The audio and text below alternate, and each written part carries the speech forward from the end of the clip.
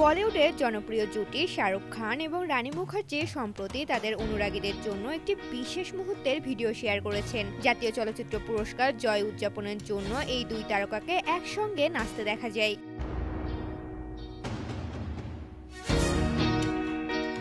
শাহরুখ খান নিজের সোশ্যাল মিডিয়ায় একটি আবেগঘন ভিডিও পোস্ট করেছেন, যেখানে তিনি রানী মুখার্জির সঙ্গে তার ছেলে আরিয়ান খানের পরিচালিত নতুন ওয়েব সিরিজ বাস্টার্ড অফ বলিউডের গান তু প্রথম তু শেষে রোমান্টিক নাচ পরিবেশন করেছেন। ভিডিওটিতে দেখা যায় শাহরুখ ও রানী তাদের ব্লকবাস্টার ছবি কুছ কুছ হোতা হের কিছু জনপ্রিয় নাচের দৃশ্য নতুন করে তুলে ধরেন। ডান হাতে ব্লাস্টার নিয়েও শাহরুখ খানের নাচ মুগ্ধ করে সবাইকে। হালকা নীল সোয়েটার, ব্যাগি জিন্স এবং সাদা টুপিতে দেখা যায় এই তারকাকে। অন্যদিকে রানী মুখার্জি নজর কেড়েছেন সাদা শার্ট ও নীল জিন্সে।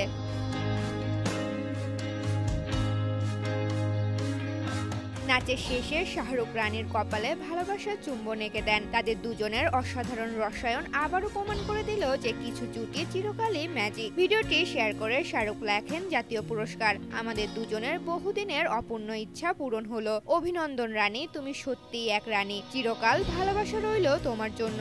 এর মাধ্যমে তিনি শুধু নিজেদের আনন্দই প্রকাশ করেননি, একসঙ্গে তার ছেলে আরিয়ানের নতুন ওয়েব শো এর প্রচারও সেরে ফেলেন।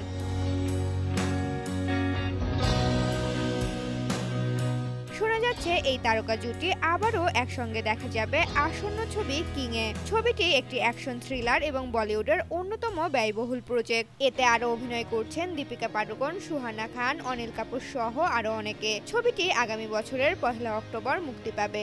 ঋতুপর্ণা, জনকণ্ঠ।